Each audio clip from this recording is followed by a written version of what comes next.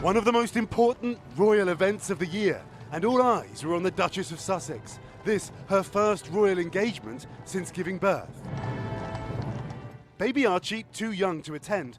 Meghan riding in a horse and carriage with her husband, Prince Harry. The Queen travelling separately.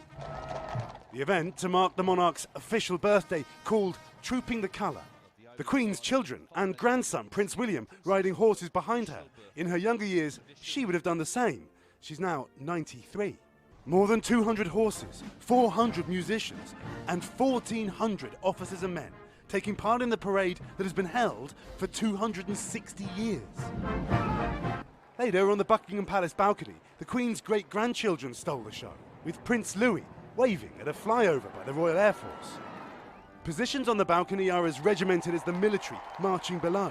But in another sign of Harry and Meghan's popularity, many fans complained that they were at the back and harder to see. This was an event not to be missed for at least one important reason. It's among the Queen's favourite days of the year, and you can see why, with all the pomp and pageantry.